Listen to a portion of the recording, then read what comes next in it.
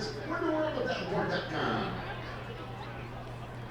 And now once again, here's CJ. River Bandits baseball is back on the air here at Modern Woodmen Park at 209 South Gain Street in Davenport, Iowa. Kyle Kirchhoff once again welcoming you into the John O'Donnell press box as we're getting set for Game 3 of this 6-game series between Quad Cities and the Peoria Chiefs. The first time the Cardinals affiliate has come to town this year, and this series will be half in the first half and half in the second half. Tonight, including the games on Tuesday and Wednesday, will be part of the first half of the Midwest League season, and then the second half starts tomorrow night.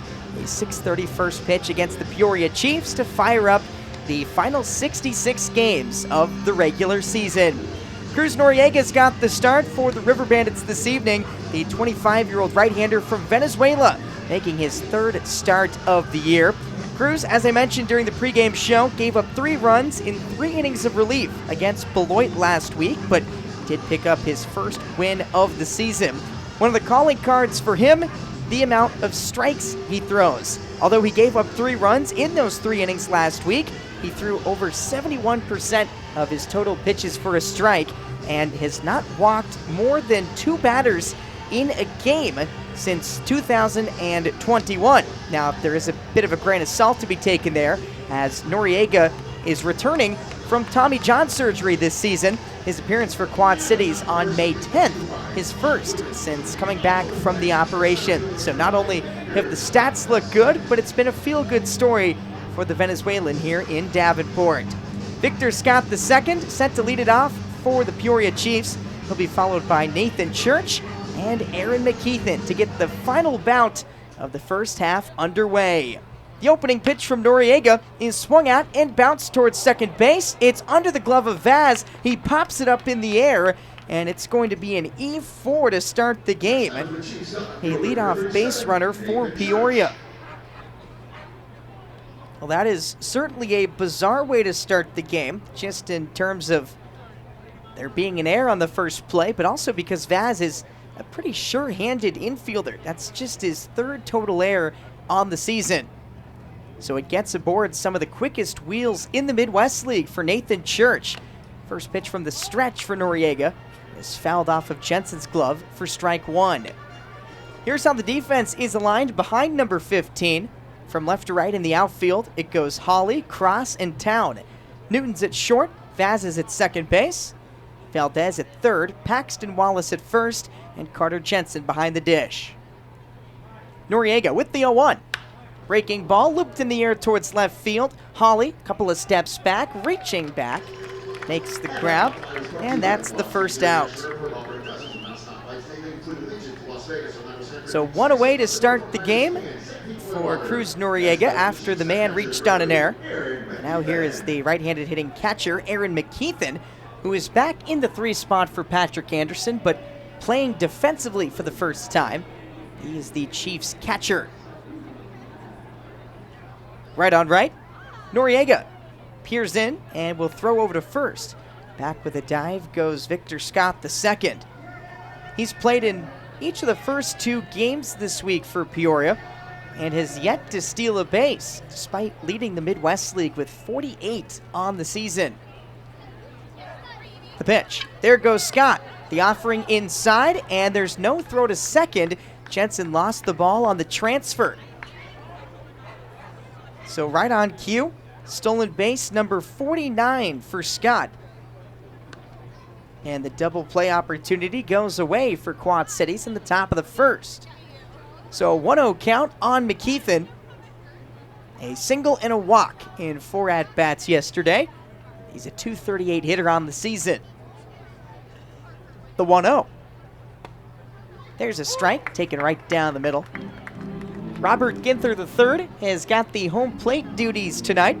Nelson Fraley covering the bases. You can see him from our center field camera.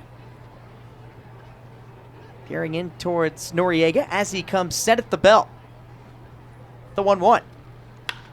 Ground ball, that one's through the right side for a base hit. They'll send Scott down with a throw from right field, not in time. Moving up to second on the throw is McKeithen as it bounces away from Carter Jensen. So a 1-0 lead for Peoria in the top of the first. The leadoff error comes back to bite Quad Cities. So McKeithen gets an error, or rather an RBI, his 29th of the season. And then we'll see if they charge an error, allowing him to move up to second base. So Crooks, a left-handed batter once again to face Noriega. He is the DH today, getting a break from the plate. He'll offer at the first pitch and send it towards center field. Cross, back. He makes the grab. And McKeithen retreats to second base. So both outs recorded by the Chiefs have been on pretty well-struck baseballs, but they're outs nonetheless. And now here is Ramon Mendoza, the shortstop, who was held out of the lineup yesterday, but walked in the game on Tuesday. Right on right, Noriega pitches from the first base side of the rubber. He fires in, and this one bounces in the batter's box. It's snagged by Jensen. He looks back McKeithen at second base. As I was mentioning for Noriega, walks are just not a huge part of his game. He pounds the strike zone. His strikeout to walk ratio, 3.67 in his career. 1-0. That one just low and outside. Mendoza 5'11", 206 at the plate. A native of Tijuana, Mexico. Slightly closed stance from the right side. The 2-0. There's a strike, lower outside corner. Noriega with the fastball at 94, which is about where you can expect to see it from him. 93, 94 on the radar gun. Peoria with a 1-0 lead in the top of the first. An RBI single from McKeithen, who stands at second base. 2-1 to Mendoza. Fastball just missed outside. Pretty good pitch, but ball 3. Peoria scored first in the game yesterday and first in the game on Tuesday, but the Bandits were able to battle back and win one of those. That was the game last night. A valiant effort, though, on Tuesday as well, as a 3-1 pitch is rolled softly to the left side foul. Quad Cities, interestingly, has scored all of their runs this week, just 6 total, in each of the final 2 innings of the first 2 ball games. 1 in the 8th, 1 in the 9th on Tuesday, 1 in the 7th, 1 in the 8th yesterday, and of course they didn't play the 9th because they were leading. Payoff pitch, grounded over to second base. This time Vaz has it. He throws to first base, and that ends the inning. The Chiefs get the first run of the ball game. They take advantage of a Javier Vaz error and jump in front 1-0. We're through 1/2 frame here in Davenport. Quad Cities set to get their first swings against Tink Hens when we come back. You're listening to Midwest League Baseball on the River Bandits Baseball Network. 20-year-old right-hander Tink Hens set to make his Modern Woodmen Park debut tonight. The number 2 prospect in the St. Louis Cardinals organization, according to MLB Pipeline, has gotten off to a great start in his first season at the high A level. Enters the ballgame 1-1 with a 2.57 ERA, working against a River Bandits offense that, as we just talked about, has scuffled a little bit to begin the series, but they were able to create enough late inning magic yesterday to pull out a win. Quad Cities trails 1-0 entering the bottom of the first. Javier Vaz is going to be charged with a pitch clock violation as he steps in for the first time. So he begins with an 0-1 count. Hence, pitching from the wind. First offering is low and away. So the count 1 ball, 1 strike. 4 straight righties atop Brooks Conrad's lineup tonight. Vaz, Town, Cross, and Jensen. Vaz bounces one over to second base. Hernandez has it. He flips over to first. And that's a relatively quick out, number 1. So back in the River Bandits lineup, it's Rivertown. Back wearing number 14 and swinging from the left side here at Modern Woodmen Park. Got called up to Northwest Arkansas a little less than a month ago. Now back here in Davenport after sustaining a bit of an injury, rehabbing in Arizona, and now getting some more time at the high A level as Hentz starts him away for ball 1. Down put up some very good numbers in his first 34 games as a Bandit this year. Second pitch, too high, 2 balls, no strikes. Down hitting .271, 22 RBIs, a .756 OPS. His approach, one of the best on the team this year. 2-0. Called strike on the outer half, it's 2-1. Couple of former collegiate teammates in Vaz and Town hitting 1 and 2 tonight. The pitch. Called strike with a fastball. 2 balls, 2 strikes. Both former LSU Eunice products. Hence ahead in the count 2-2. The offering. Wave and a miss. Got him with a breaking ball for strike 3. 2 up, 2 down to start the game for Hentz. That brings up Gavin Cross. So a marquee matchup here.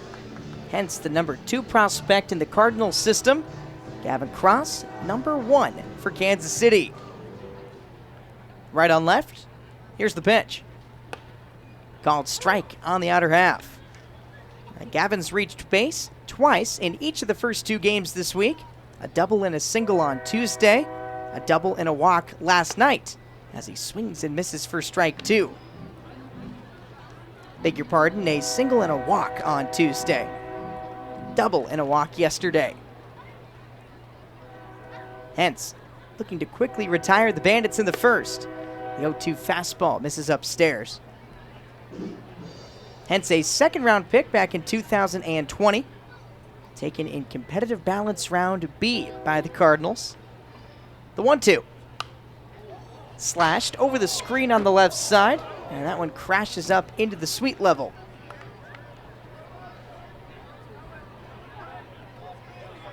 Gavin still the Midwest League leader in extra base hits. 28 in his first high A season. The pitch. Ground ball, that's poked through the left side, a base hit. Church gets to it quickly down the left field line, holding Cross to a single. But he's now reached in each of the first 3 games in this series. It's a nice piece of hitting there for Cross. Hence went up in the zone at 98 miles per hour. And Gavin was behind it, but was able to actually get on top of the baseball and chop it down the third base line, at least in terms of the swing.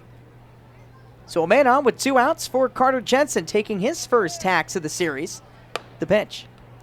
Called strike on the lower outside corner. Of course, Carter's still leading the Midwest League in walks with 56 in his age 19 season. A 180 batting average, but a 363 on base percentage. Hence with the 0-1. Fastball missed up. You're going to see a lot of that pitch from the White Hill, Arkansas native. He can ramp that heater up to 99. It also features a slider, a curveball, and a changeup. 1-1. Went with the breaking stuff, but missed just outside. And Jensen moves ahead in the count. 2 balls and 1 strike. Full circle moment here for Hentz tonight. The opening day starter for Peoria back in April. He'll be their last starting pitcher of the first half. 2-1. Outside, delayed steal attempt from Cross. Off to second he goes, and Mendoza, the shortstop, applies the tag after the throw from McKeithen.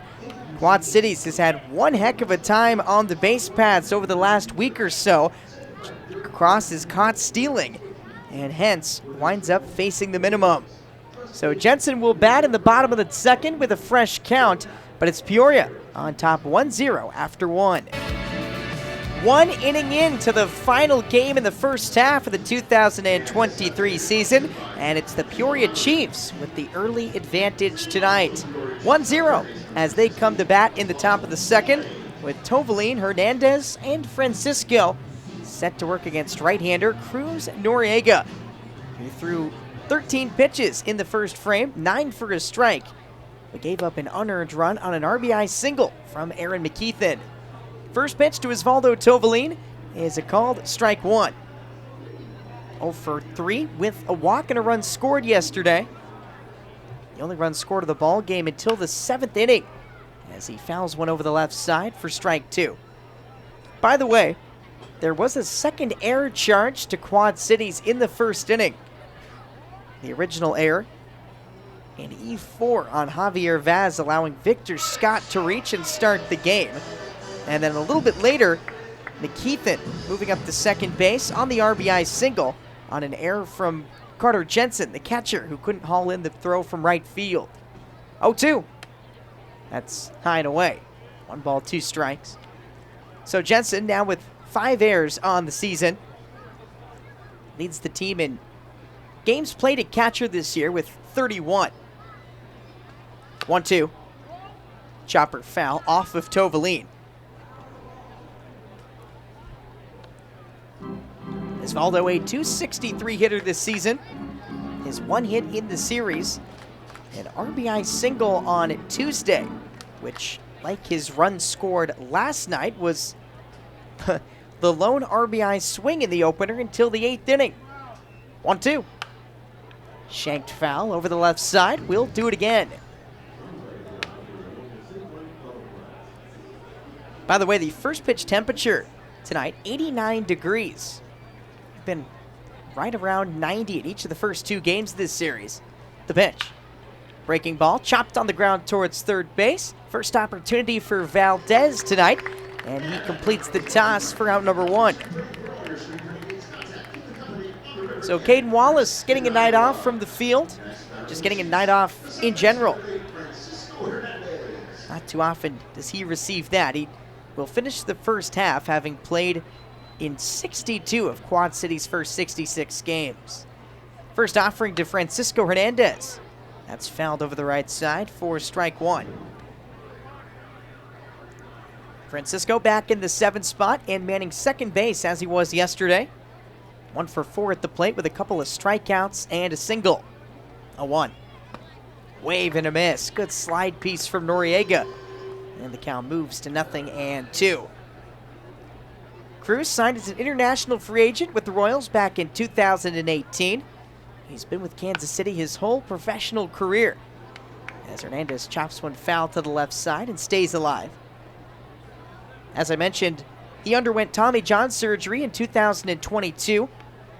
His May 10th appearance this year, his first action since he was a Columbia Firefly in 2021. 2-strike pitch. Up and in. Hernandez limbos out of the way. Pitched in both Columbia and with the Arizona Complex League in 2021, a combined .405 ERA across a little over 73 innings. 1-2, wave and a miss. Got him with a breaking ball for strike 3. First K of the ball game for Noriega. Went with a little slider below the knees and picks up out number 2 in the top of 2. So 2 outs, nobody on in the top of the second inning for the left-handed hitting Thomas Francisco. Noriega deals in. There's a slider again, taken for strike 1 on the outer half.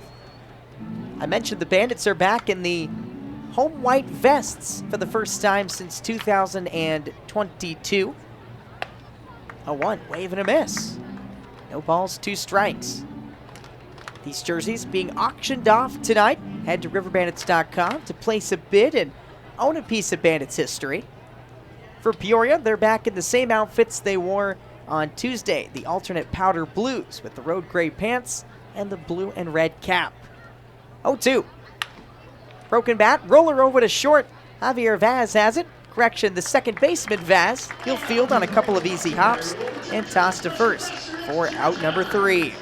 After giving up the RBI single in the first inning, Noriega's now retired 5 straight. Makes quick work of Peoria in the top of 2. Quad City's back to the plate, trailing 1-0 on the River Bandits Baseball Network. Back with you at Modern Woodmen Park for the bottom of the second inning. Peoria with a 1-0 lead, which is a phrase we have said very, very often this week. Chiefs led 1-0 from the second inning until the 7th inning yesterday.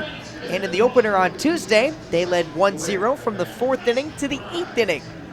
So once again, Quad City's looking for what will technically be a comeback win.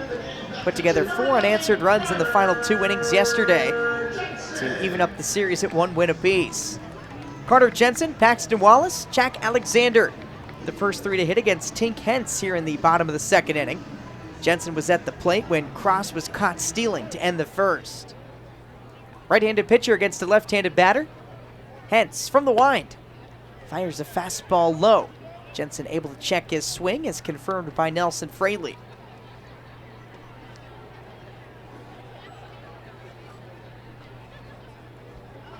1-0 pitch on its way. There's a strike on the lower outside corner. Hentz, as I mentioned, a second-round pick by the Cardinals back in 2020. Jensen, a third-round pick in 21. The offering, wave and a miss. That slider fell off the table. 1 ball and 2 strikes. Jensen back in the cleanup spot for the 12th time this year. Most often you can find him batting 5th, but over the last couple of weeks he's been hitting 3rd.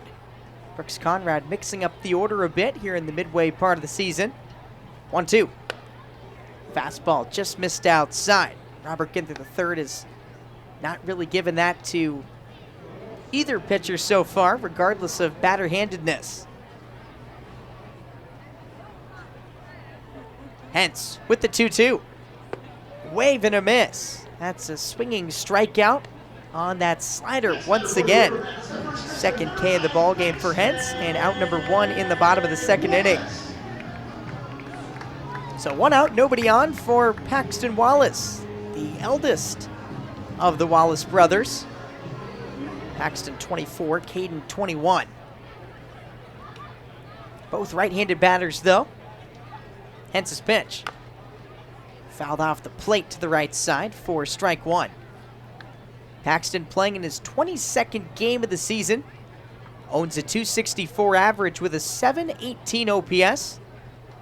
He has 7 doubles and a triple, but still looking for his first home run as a Bandit. 0-1, wave and a miss. Couldn't catch up to the fastball. Quickly 0-2.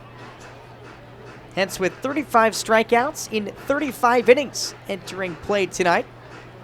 A guy who pounded the strike zone in single-A Palm Beach last year. 0-2. Swing and a miss. Wallace goes up the ladder, and that's a very common 2-strike strategy for Tink Hentz. It's Wallace swinging for out number 2.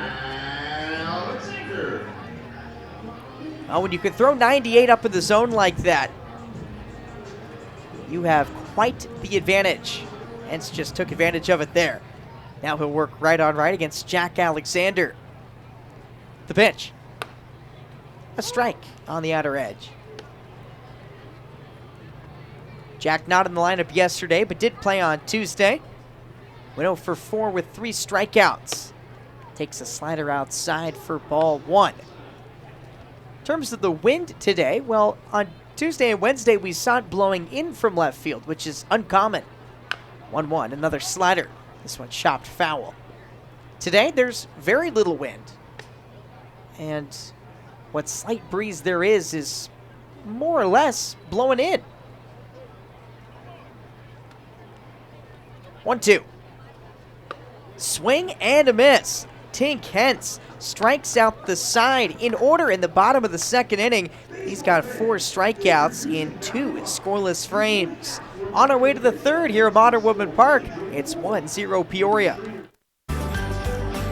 12 pitches, 3 strikeouts for Tink Hentz in the bottom of the second inning. The right-hander keeps Quad Cities off the board to start the game.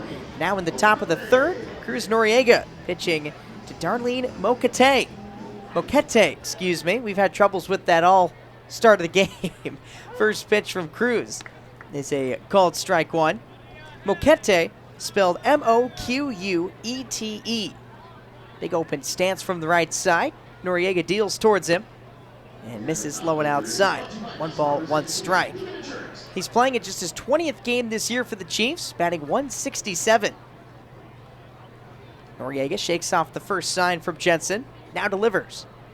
Breaking ball, chopped on the ground towards third. It's foul. Touched up by Valdez to the left of the bag, and it's a good thing he did so because Valdez did not field it cleanly.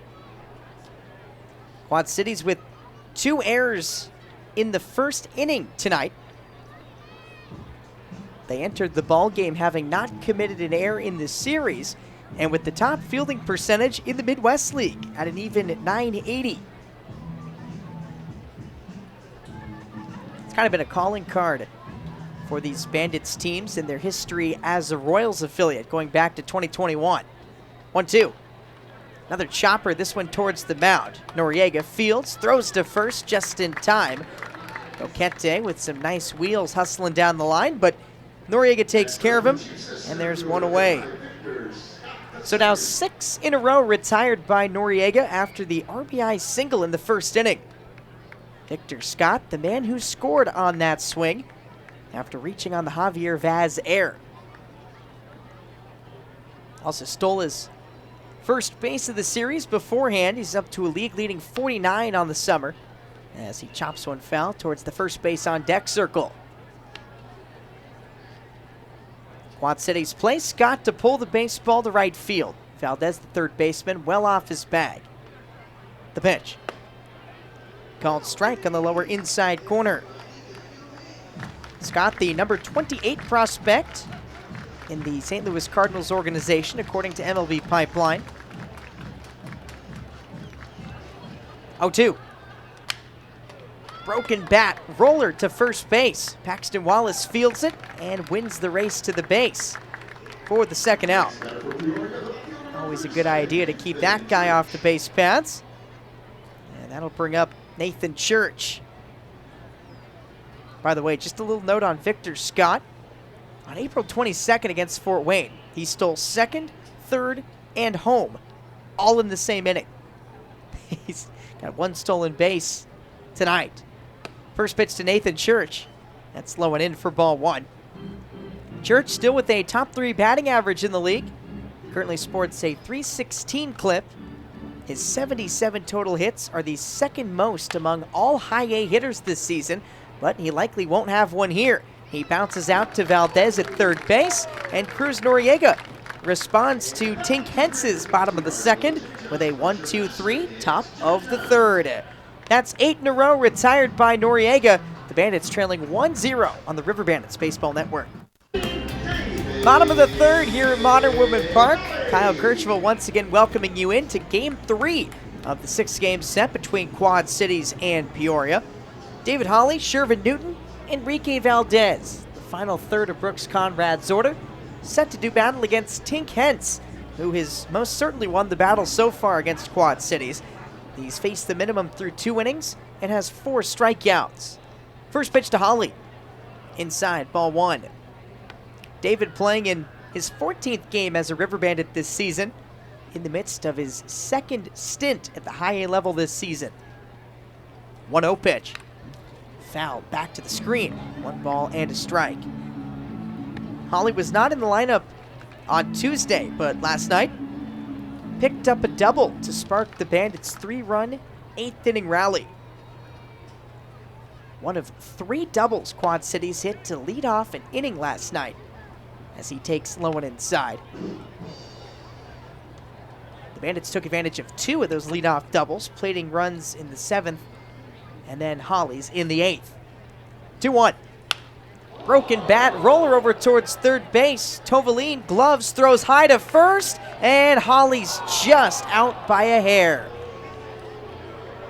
That pitch completely sawed off Hawley.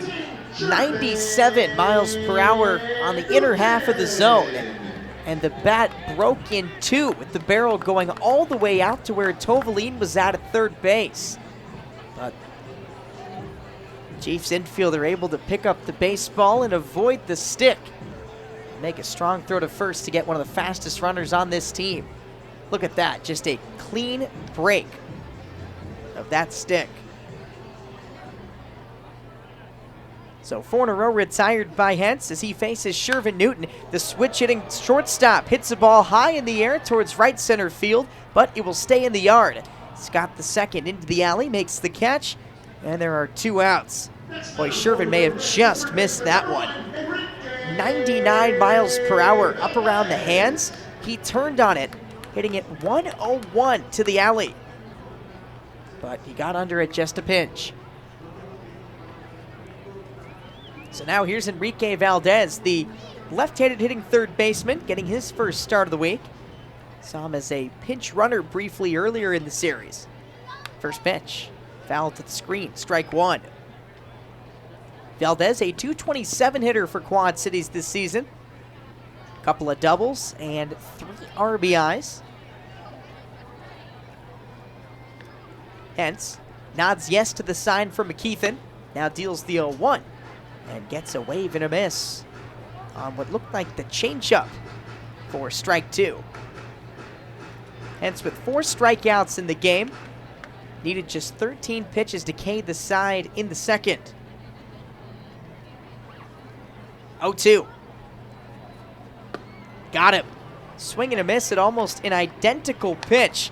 This one around the knees, and Valdez unable to make contact. So that's 5 straight, or make that 6 straight, retired by Tink Hentz. He's got 5 strikeouts, his first trip through the order. Off to the 4th here at Modern Woodmen Park, still 1-0 Chiefs. Middle third of tonight's ball game set to get underway. Top of the 4th will be led off by Aaron McKeithen, the only man with an RBI hit in the game. He plated Victor Scott the second in the first inning, and since then, there's been just 1 total base runner. First pitch from Cruz Noriega, off-speed offering, called strike at the knees. McKeithen, Crooks, Mendoza, 3-4-5 due up for the Chiefs. Noriega's thrown 37 pitches, 29 have been for a strike as he gets McKeithen with an ugly swing there. Trying to hold up on a breaking ball well low and outside, but he offers. Falls behind, 0-2.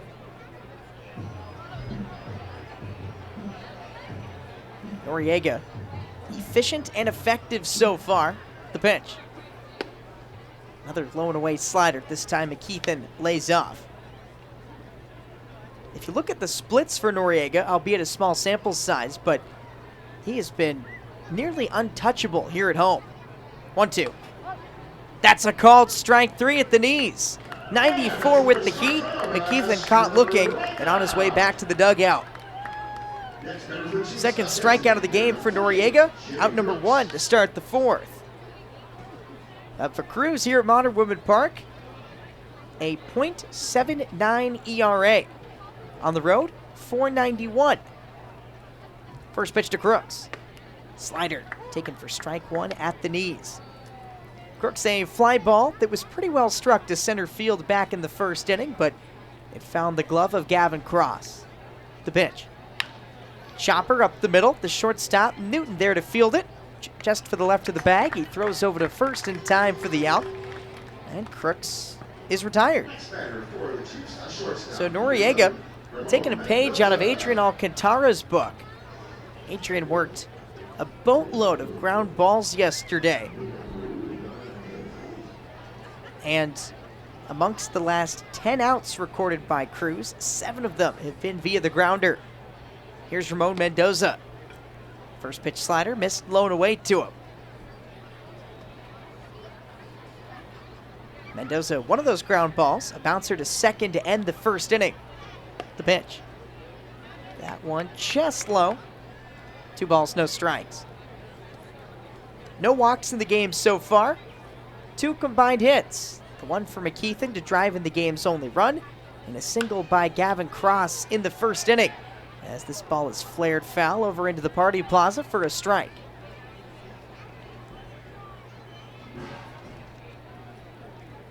If you like pitching and defense, boy, has this been a series for you. We've seen some awesome pitching on both ends. 2-1, wave and a miss at a fastball.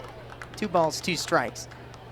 Trent Baker and Ian Bedell, the 2 starters for Peoria this week, combined for 10 2/3 scoreless innings with 8 strikeouts in the first 2 games this week.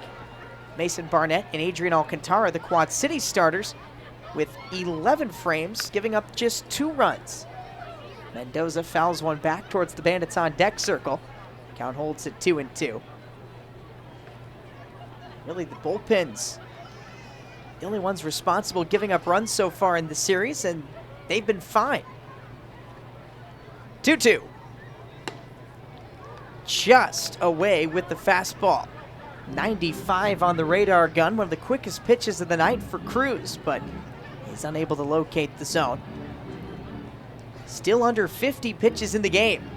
Trying to strike out Mendoza for another 1-2-3 frame as he lifts one down the right field line, but it just slices foul and rolls behind the Peoria Chiefs bullpen.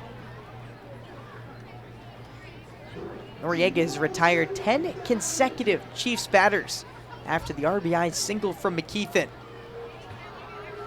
Both of these offenses hitting in the low 200s to start the series. Bandits as a team have struggled offensively, hitting .220 on the year. Peoria came in as one of the better offenses in the MWL. But the Bandits have kept them quiet. 3-2. Inside, a breaking ball gets away from Noriega, and it hits Mendoza. Next batter for the Chiefs, third baseman, number 16. That one clearly a slider that just slipped. And Cruz is not all that pleased that he issues the 2-out base runner. So that ends the string of 10 consecutive retired. Mendoza plunked for the 3rd time this season. Stands at first base for Osvaldo Tovalin. Right-handed pitcher against a left-handed batter. Noriega deals from the stretch. And Tovalin fouls a pitch into his foot for strike 1. Osvaldo, a San Diego, California native.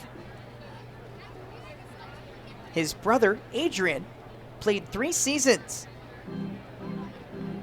professionally, was drafted by the Astros in the 16th round of the 2017 draft. Of course, the Astros, the parent club of the River Bandits at the time, as Tovalin fouls one into the Champs Club down the left field line. His brother Adrian, a former River Bandit, played here at Modern Woodmen Park, so Tovalin was a bit familiar with the league prior to getting here. But he didn't know too much about Peoria or the Quad Cities for that matter. But he's now been with the Chiefs for parts of 2 seasons. Runner at first base, 2 outs, 0-2 count. Noriega looking for his 3rd strikeout and the 3rd out of the frame. The pitch fouled into the screen behind home.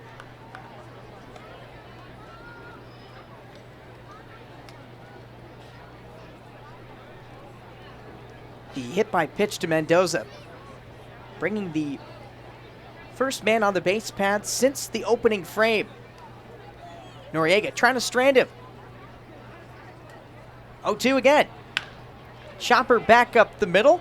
Newton fields it behind second base and tosses over to first to end the inning. So no harm, no foul on the 2-out plunk. And that sends us to the bottom of the 4th.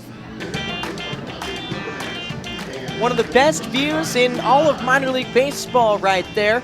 And if you're listening at riverbandits.com and don't have this gorgeous view of the ballpark, well, I recommend you head over to Valley Live and watch for free on the app. Quad Cities hosting the Peoria Chiefs for Game 3 of this 6-game series. They trail 1-0. Tink Hentz, the primary reason why a starter for the Chiefs, has been phenomenal tonight. First pitch to Javier Vaz, the leadoff man, is low for ball 1. He's retired 6 straight batters, 4 via the strikeout. He caved the side in order in the 2nd. 1-0. There's a strike at the knees. Faz with a ground ball to second base. Back in the first inning. A .269 hitter on the season. He's fallen out of the top 10 in the league.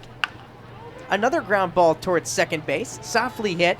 Hernandez fields, flips quickly to first, and beats Vaz by a step for out number 1. Cruz Noriega has been great on the mound for Quad Cities. 4 innings of 1-run ball, and the run allowed unearned. Another great starting pitching matchup, as we thought perhaps might be the case during the pregame show. So here's the left-handed hitting Rivertown, taking his second swings of the night. First pitch slider. Blowing outside for ball 1. Town just a couple of games with Northwest Arkansas after getting called up. Wound up on the IL. 1-0, fouled into the screen. 1 ball, 1 strike. Just a slight hamstring strain. Ended up in a rehab assignment down in the Arizona Complex League. Now back with the Bandits, where Quad Cities was searching for a 4th outfielder. As Town slices one into the bleachers on the left side, foul for strike 2. But having the likes of Town in the clubhouse again, and in right field, not a bad thing whatsoever for this offense. The pitch from Hentz. Off the hands and blooped off the glove of Tovaline over at third base. It falls into left field and will be a base hit for Rivertown. Yeah, I think the sun may have had something to do with that one. That was just a little looper that Tovaline normally I think would have hauled in, but with the sun setting over the first base side, this is the worst time of night to be playing on the left side of the infield or left or center field in the grass. So double play depth now for the Chiefs infield with Gavin Cross at the plate. First pitch fastball right down the pipe. And before the single from Town, Cross had the only River Bandits hit. Came with 2 outs in the bottom of the first inning, but he was caught stealing as Carter Jensen was at the plate. Ended the frame. 1. Fouled over the left side. Quickly 0-2 on Gavin. 22-year-old from Virginia Tech, a Bristol, Tennessee native. Same hometown as Thomas Francisco, the Chiefs' first baseman, who's holding on Rivertown at first base. Hentz with the 0-2. Way outside. 1 ball, 2 strikes. In terms of college ball for Tink, well, he was originally committed to Arkansas. Would have been a Razorback with Quad City's third baseman Caden Wallace, but instead opted to go pro, being drafted in one of the competitive balance rounds. The pitch. Fastball left up. Nice take from Cross. Hentz has gotten more than a couple of River Bandits pitchers with, or River Bandits batters with that pitch already. Down good speed at first base. 7 stolen bases in 7 tries as a River Bandit this year. 2-2 on its way. Ripped down the right field line, but it hooks foul, bouncing towards the Chiefs bullpen. And then up onto the right field berm.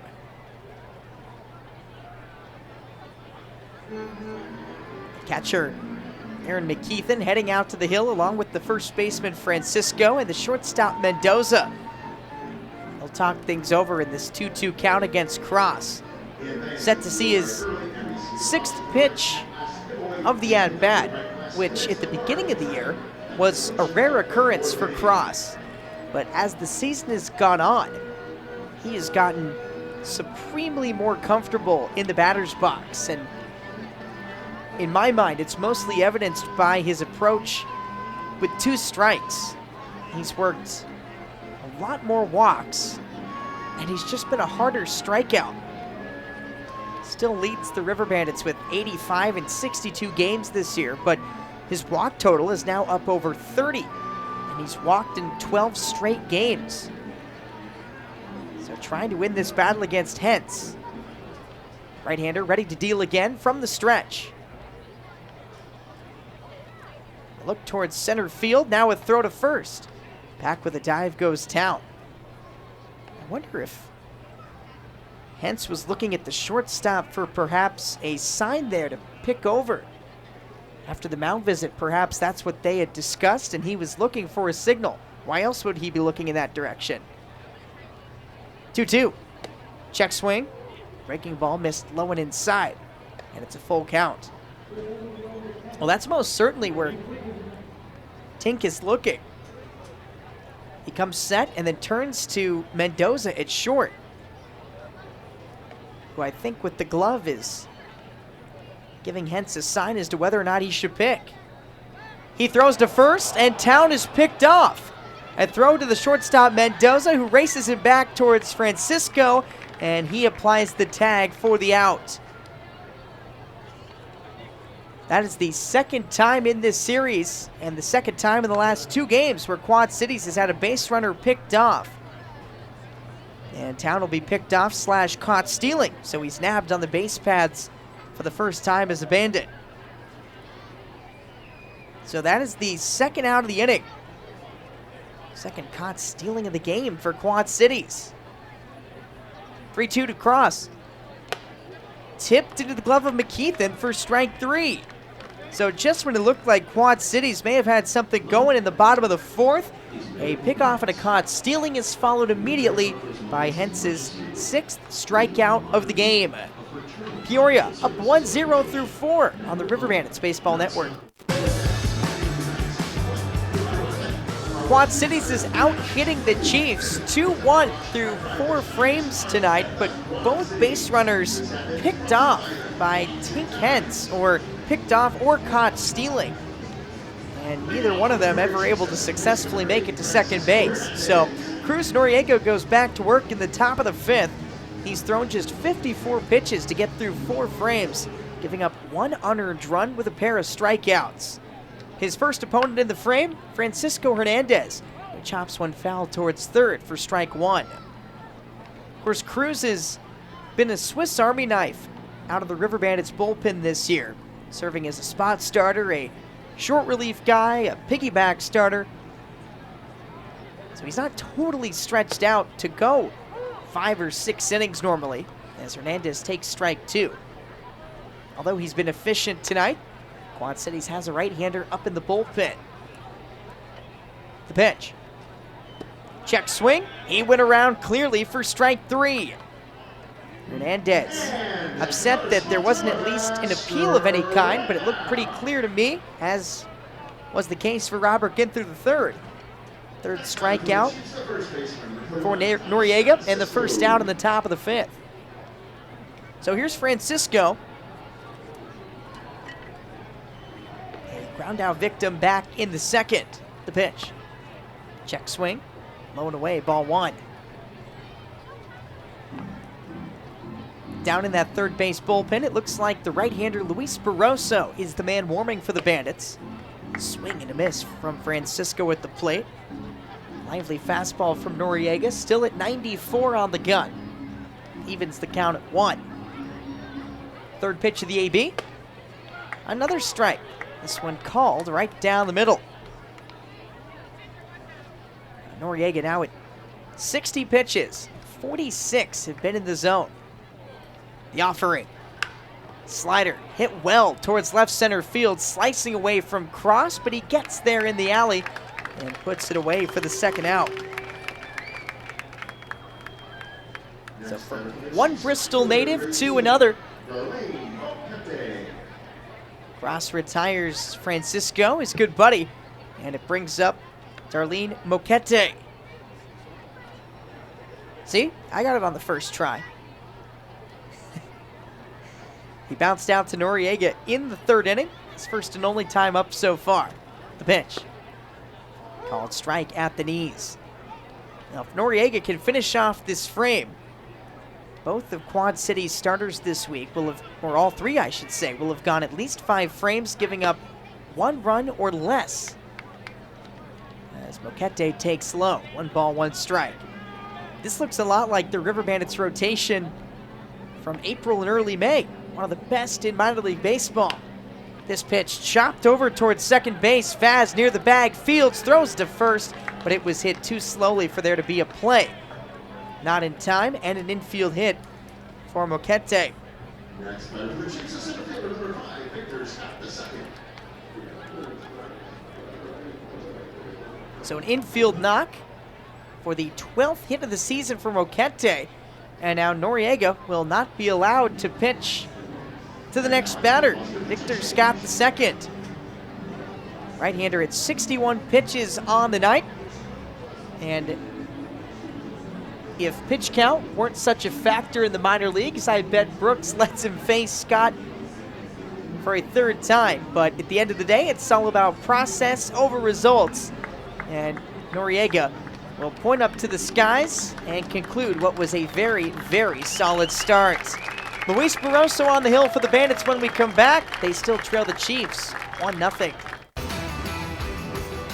After 4 2/3 solid innings from Cruz Noriega, it's Luis Barroso, the Panama native, set to get Victor Scott II with 2 outs and a man at first base in the top of the 5th. Barroso looking to finish off this frame and get the Bandits back into the dugout as they are shut out through 4 innings for the 3rd time in 3 games this week. Scott II reached on an error and scored the game's only run back in the 1st inning. Also stole second base, but he bounced out to Paxton Wallace his last time up. Barroso fires in. Stealing second is Moquete. This bunt laid down towards third. Valdez with a bare hand. Field throws to first, but it's not in time. That is going to be an infield hit for Victor Scott. Man, oh man, that is just an impossible play for any sort of infielder. It doesn't matter who you put over there. If the bunt's going to be that good every time, then it's going to be a challenge. And the Chiefs are the first team with multiple runners aboard at the same time tonight. So first and second with 2 outs for Church. Fly ball to left and a ground out to third so far. Barroso delivers, and this breaking ball is hit in the air towards left center field. Easy play for Gavin Cross. He hauls in the can of corn for out number 3. So that closes the book for Cruz Noriega and closes the top of the 5th. Halfway home in the final game of the first half at Modern Woodmen Park, it's still 1-0 Peoria.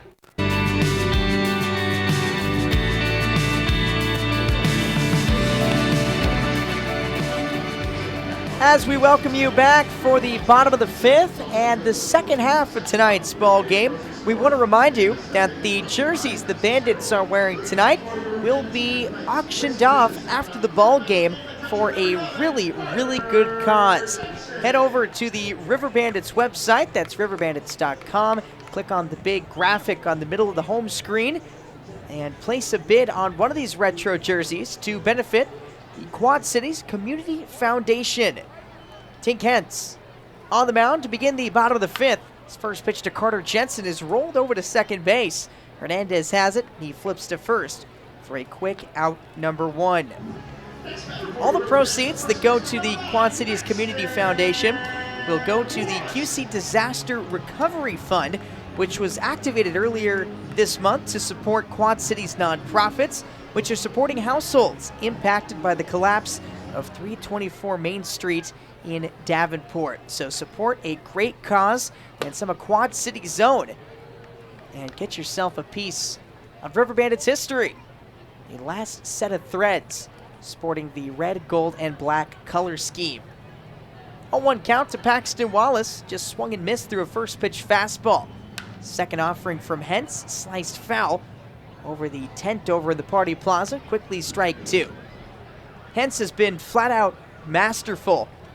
He's not walked anybody and has given up just 2 singles, in which case both base runners were either picked off or caught stealing eventually. Paxton fouls one into the Peoria bullpen. He also has 6 strikeouts in the ball game. He has matched his season high, which he last touched against Wisconsin back in May. 0-2, check swing on a slider. That pitch left outside, and the bat left out of the zone. Paxton with one of those strikeouts went swinging in the second. The pitch. Wave and a miss. Another wipeout slider from Hentz. 7 strikeouts. And 3 in a row retired going back to the 4th. So that brings up Alexander. This middle third of the order. The trio that went down on 3 straight strikeouts back in the second inning. New season high for Hentz with those 7 Ks as he drops one low to Jack for ball 1. His career high is 8, and that was set back in single A last year. He misses outside to Jack, 2 balls, no strikes. Quad City's offense, if you've been following along with the team this year, you know it's been up and down. 2-0. Grounder over to second base. Hernandez will handle this one and flip to first for a 5th scoreless inning for Tink Hentz. He has kept the River Bandits off the board. He goes over to get his hand checked by Robert Ginther III and now heads back into the dugout, having blanked the Bandits through 5 and picked up a new season-high 7 strikeouts. The Bandits have brought the minimum to the plate in their first 5 ABs tonight. They trail 1-0 going to the 6th.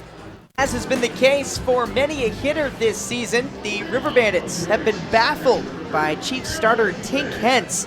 He has faced the minimum and struck out a season-high 7 in 5 scoreless innings, helping the Chiefs to their 1-0 lead, which they carry into the 6th, facing Luis Barroso.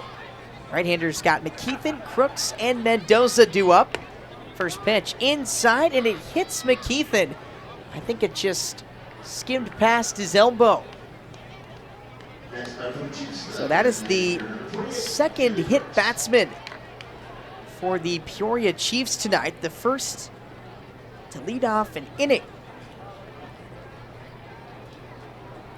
And there'll be some early traffic for the right-hander Barroso, pitching in a ball game for the 14th time this year. 13 of those appearances have been out of the bullpen. So out of the stretch, he pitches to Crooks and misses inside for ball 1. Barroso, in his first season at the high A level, is 1-2 with a 5.74 ERA. Just 13 strikeouts in 26 2/3 innings pitched. 1-0. Called strike on a fastball. That low strikeout number, though, not indicative of Barroso's effectiveness or ineffectiveness. Just a guy that is best working soft contact, especially ground balls and pop-ups. 1-1. Here's a ground ball to second base. Vaz again has trouble with it, recovers and throws to first for the only out. McKeithen moves up to second on a fielder's choice. That was one of those situations where Vaz took a tough hop up in the breadbasket. Was able to knock it down and regain possession, if you will, in time to make a good throw. So it works like a sacrifice for the Chiefs, a runner in scoring position with 1 out for Mendoza. First pitch curveball clips the outer edge for strike 1. Barroso, 6'3", 165 pounds. 24-year-old from David, Panama. Spent last season in single A with the Fireflies over at Segra Park. 0-1. Popped foul over the right side. Quickly, 0-2. After the 5 scoreless innings from Tink Hentz, the Chiefs have a right-hander warming up in the first base bullpen. Hentz has been watched carefully in terms of his pitch count throughout his young career. Hasn't eclipsed 80 on the season. The pitch. That one just a bit low. 1 ball, 2 strikes. Hentz, though, only at 59 pitches tonight. 59 pitches, 5 scoreless innings. That'll play. McKeithen at second base. Barroso trying to pick up his first K. The pitch. Lifted in the air, high towards pretty deep right center field. cross, leveling out in the alley, calls off Town and makes the catch. McKeithen tags from second and is into third base with no throw. So a productive out for Mendoza. He hits one far enough away into right center field to advance the runner. And now here's Osvaldo Tovalin. Chiefs with a 1-0 lead in the top of the 6th inning. There have been a combined 5 hits in this game. A pitching-dominated contest, which frankly has been the case throughout the first 2 games this week. Pitch from Barroso. Misses low, ball 1. Tovalin has hit the ball on the ground twice tonight, and both times they've been to the left side of the infield.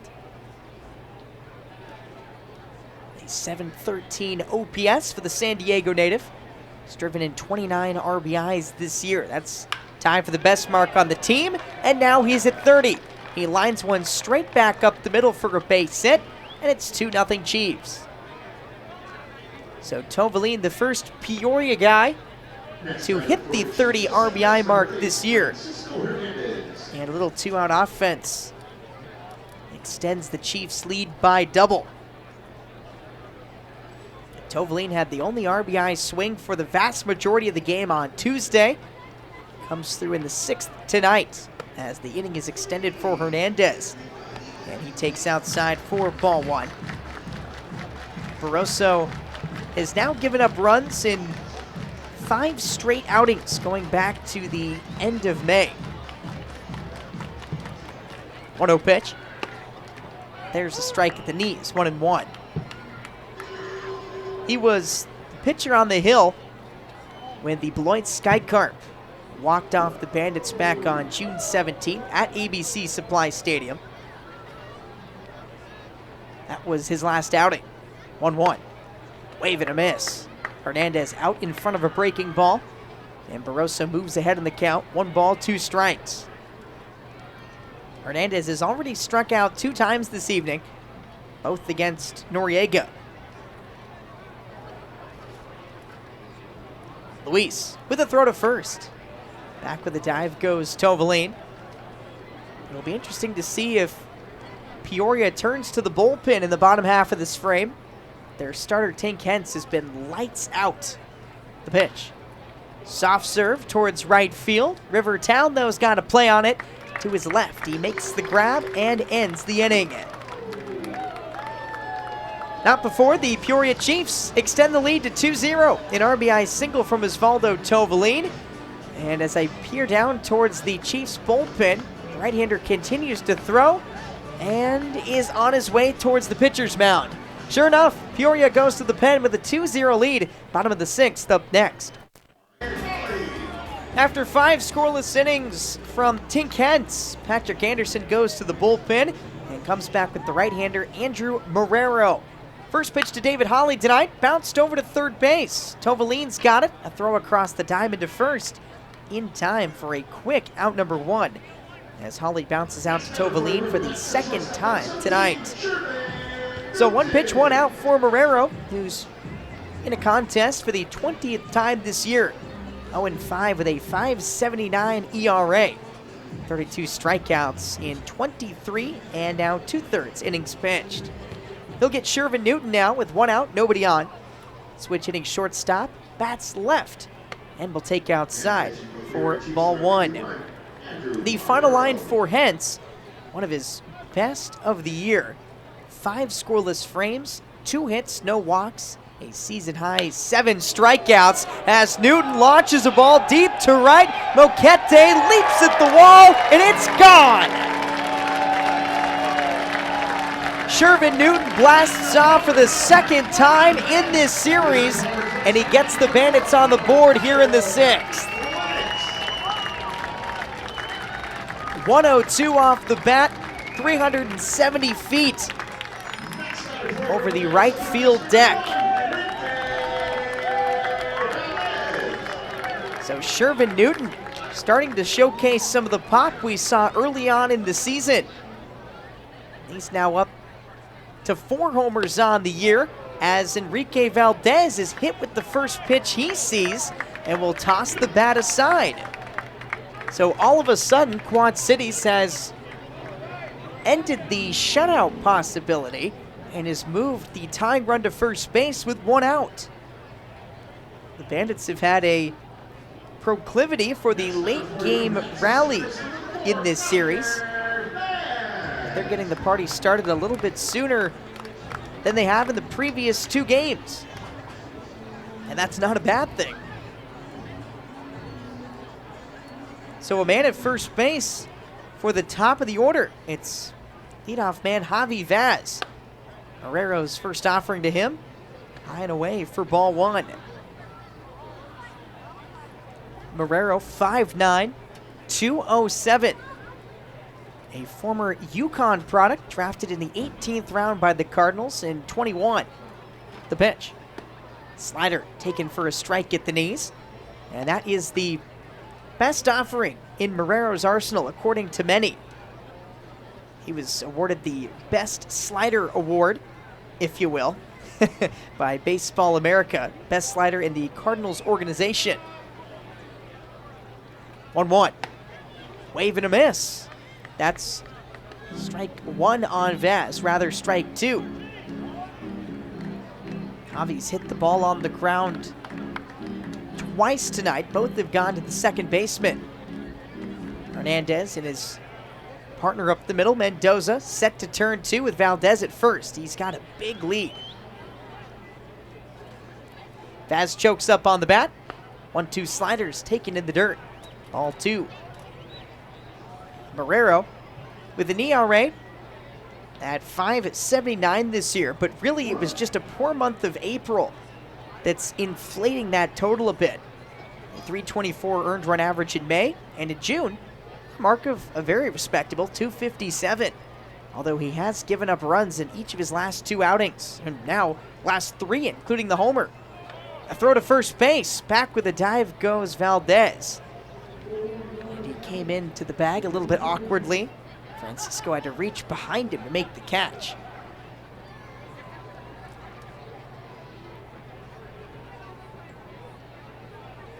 Vaz with a sac fly in the game yesterday. Valdez takes off. This pitch low, and it gets away from McKeithen and rolls towards the third base dugout. Valdez safe at second base without a throw. And now he has 3 stolen bags this year. So Quad Cities has moved the tying run to second base with 1 out. Get a little bit of help from Marrero, but it's a stolen base before the wild pitch because Valdez was already on his way over. Marrero with the payoff. Chopper towards the right side of the infield again. This time it's Francisco who fields it and steps on the bag for the out, with Valdez advancing 90 feet to third. So a productive out from Vaz, but he's now hitless in this series, or remains hitless in this series, I should say. He's 0 for 10. Well, there's part of what would normally be a barge making its way up the river. Here's River Town. Slider missed outside, ball 1. Normally you see a bunch of containers on the front being pushed up the river, but just a little tugboat, if you will.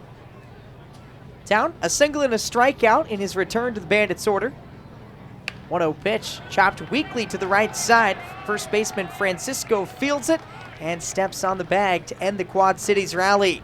But Shervin Newton comes through again for Quad Cities. His second home run of the series has trimmed the deficit back to 1. 2-1 Peoria, off to the 7th. Both teams officially into the run column now tonight. For the Bandits, they have Shervin Newton to thank for that.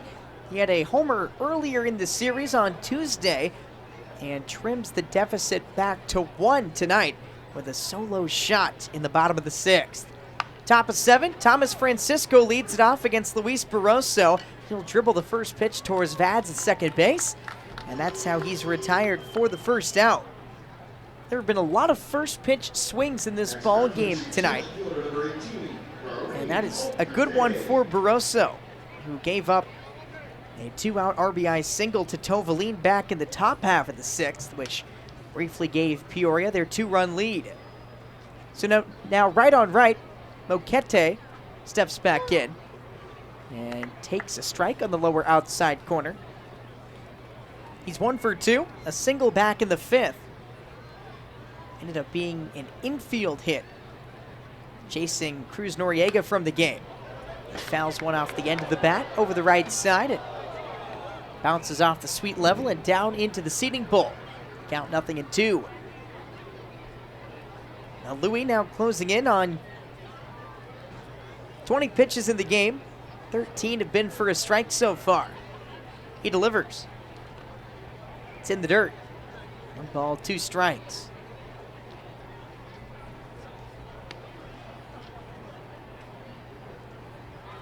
The sun really hasn't completely set yet. We're just getting past 8 o'clock Central Time. Still some splashes of sun on the berm and the outfield wall. 1-2. Outside, 2 balls, 2 strikes. We saw Osvaldo Tovalin, the third baseman, hindered by the setting sun earlier in the game.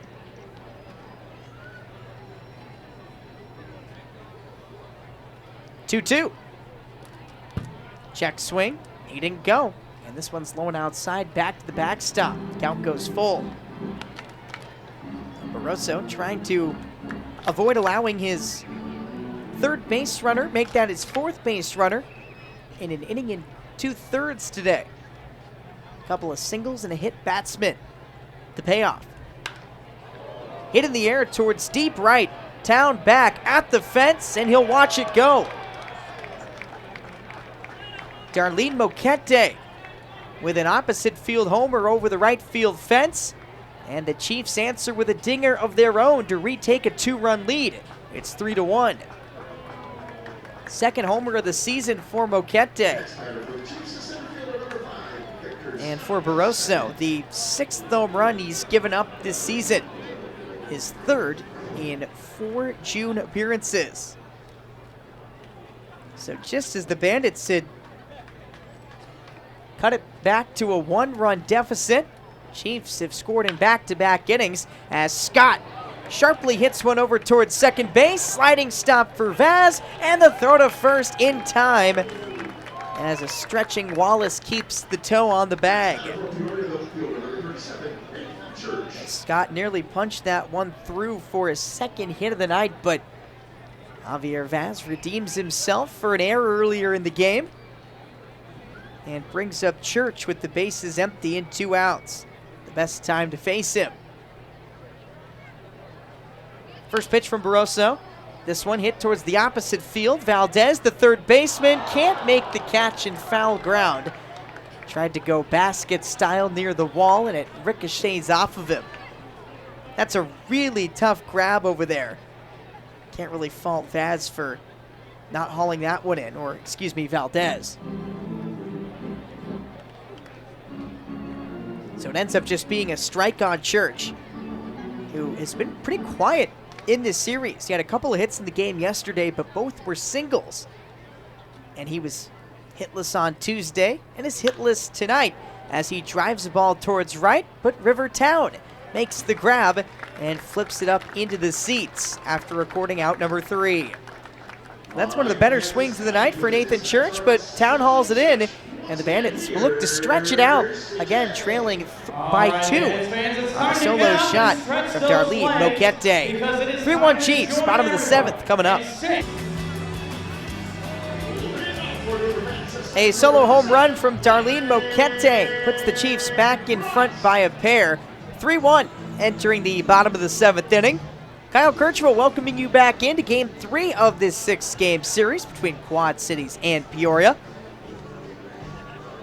3-4-5 due up for the Bandits, looking to rebound. Andrew Marrero delivers a first pitch fastball outside to Gavin Cross, and it starts off the inning 1-0. Cross, Jensen, and Paxton Wallace due up. Cross 1 for 2 with a single and a strikeout this evening as he takes that slider for strike 1. I was mentioning that's the best pitch according to scouts that's in Marrero's arsenal. New Haven, Connecticut native, as this one's popped up behind home. McKeithen towards the screen will not make the catch. And it falls for strike 2.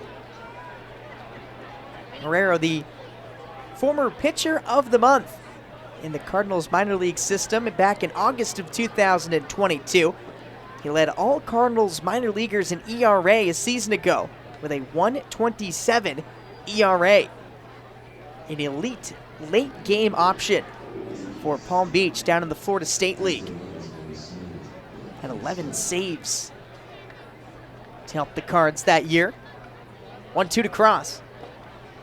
In the dirt with the slider. 2 balls, 2 strikes. And Marrero normally works in late game situations. He's already entered with 12 save opportunities this year. He's 7 for 12. As Cross swings through a slider for strike 3. First K of the ball game for Marrero, and out number 1 in the bottom of the 7th inning.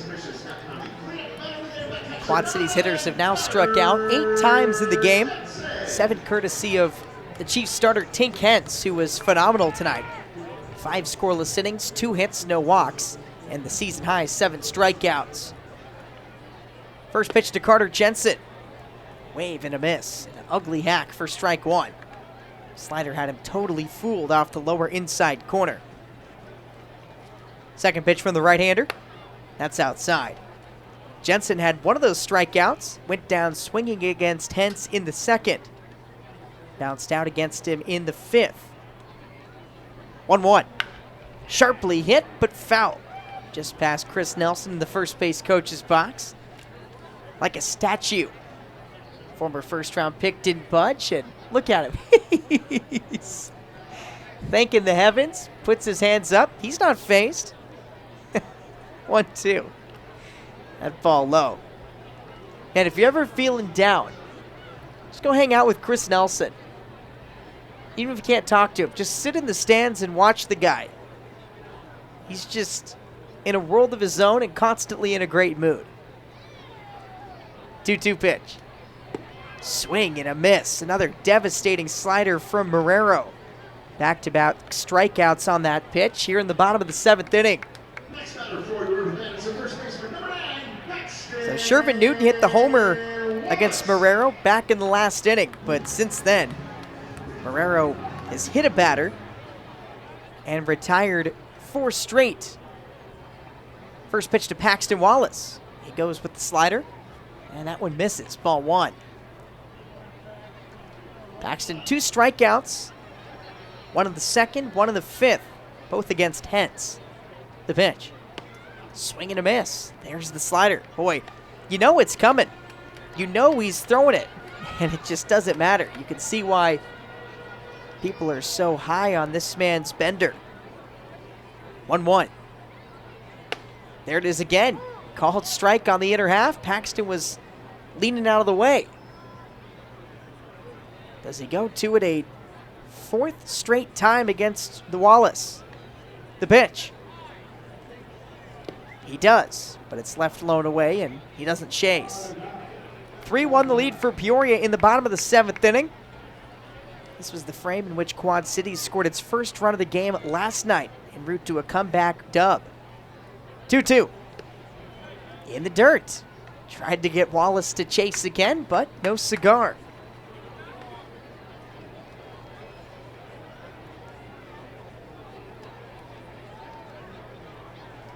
So Wallace has worked this into a manageable count. A heavy dose of the slider so far. Marrero trying to strike out the side. The pitch. He did so. Swing and a miss on that pitch in the dirt. And what do you know? It was a slider. 3 straight swinging strikeouts from the 3, 4, and 5 hitters in the Quad Cities offense. Chiefs take their 3-1 lead to the 8th on the River Bandits Baseball Network. As we open up the 8th inning here at Modern Woodmen Park, let's give you the first look at the Kansas City Royals farm system scoreboard tonight. All the full season affiliates in action, currently in the midst of Game 3 of their 6-game series, with the exception of Columbia, who I guess now at this point is in Game 3. They had to finish up a suspended game from Tuesday before they officially get to it. Aaron McKeithen leading it off for Peoria. Chiefs up 3-1 in the top of the 8th. McKeithen takes a called strike one from Luis Barroso. The Fireflies fell. There's a tongue twister for you. The pitch. Low and outside. They fall to Fredericksburg 5-1 in the completion of the suspended game, and currently trail 2-1 in the bottom of the 4th of a 7-inning contest, making up the second half of your twin bill, more or less. McKeithen fouls one over the right side at strike 2. At the AA level, Northwest Arkansas is tied up with Tulsa 3-3 in the bottom of the 3rd. And in Rochester, where Omaha is this week, they lead 7-4 in the bottom of the 8th. Storm Chasers now 2 games over 500 as McKeithen chases over his head for strike 3. Barroso takes him up the ladder with a fastball, and his first K of the ball game is the first out in the top of 8. So Barroso now 30 pitches and 2 2/3 innings into his 14th outing of the season. Left-handed hitting Jimmy Crooks will offer at the first pitch and pop it in the air on the left side. Third baseman Enrique Valdez in foul ground now leans back into fair territory. Hauls it in for the second out. So a quick out number 2 for Barroso, and out to work against Ramon Mendoza. Crooks 0 for 4 in the cleanup spot now. Mendoza stepping to the dish, 0 for 2. Was hit by a pitch in the 4th.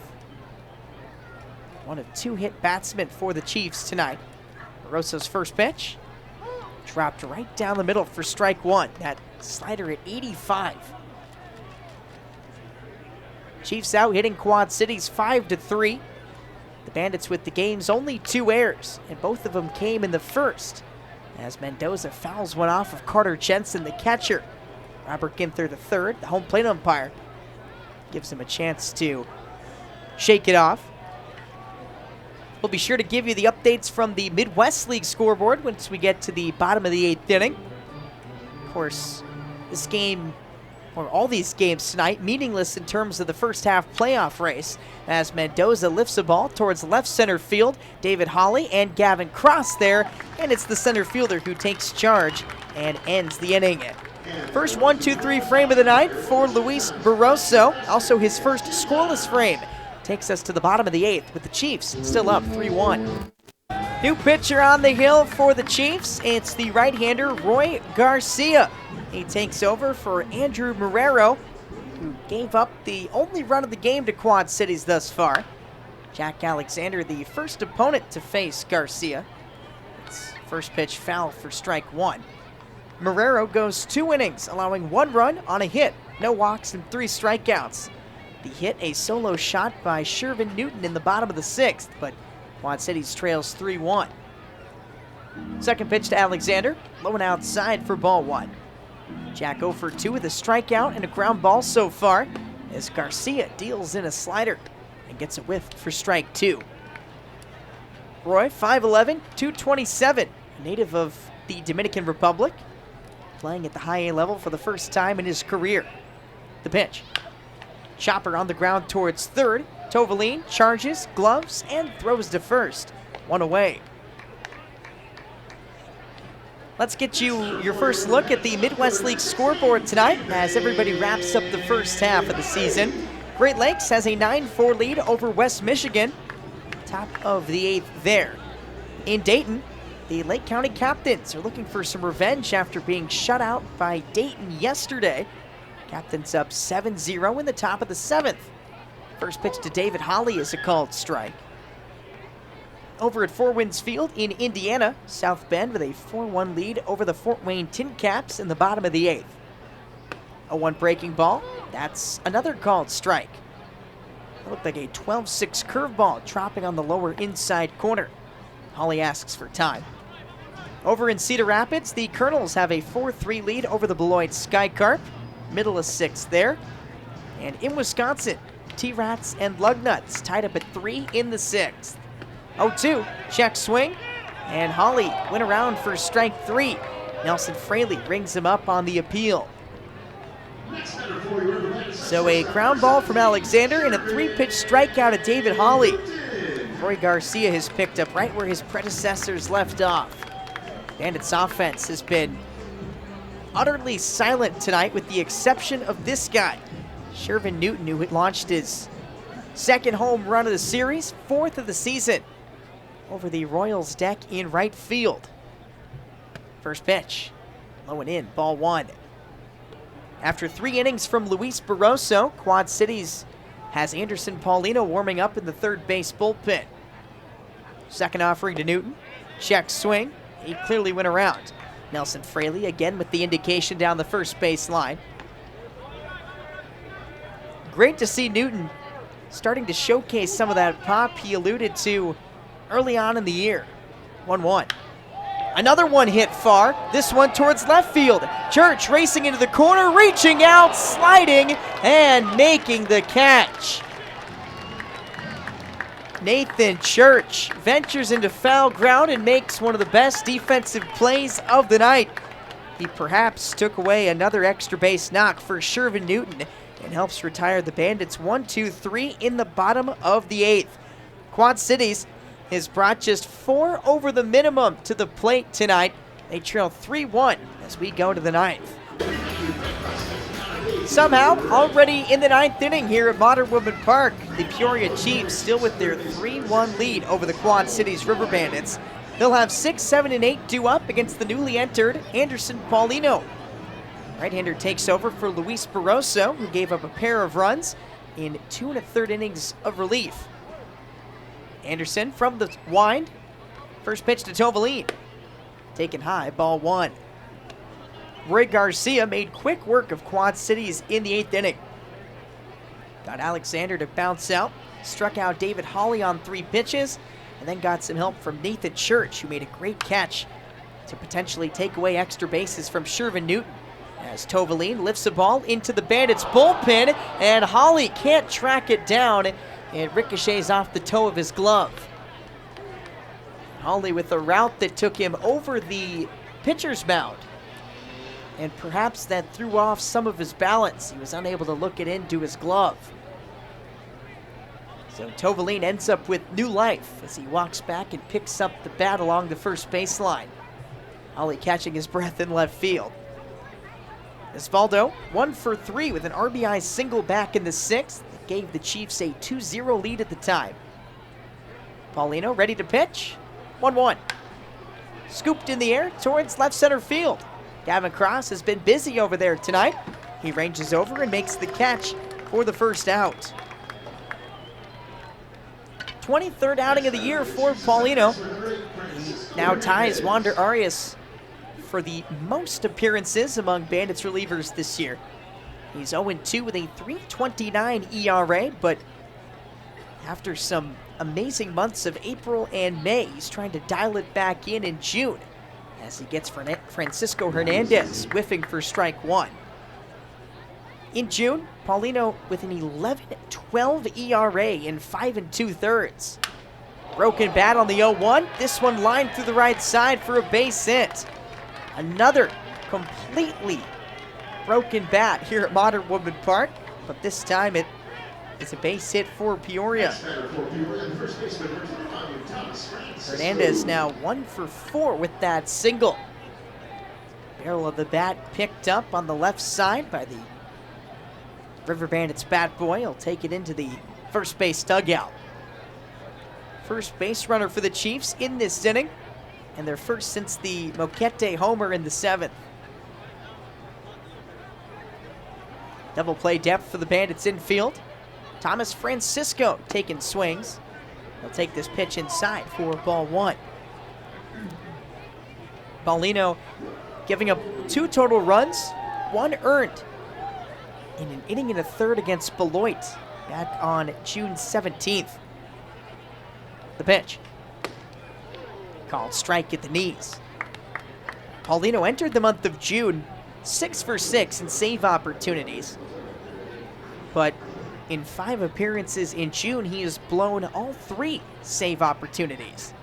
Very much unlike how Paulino has been really the last full year if you go back to last season.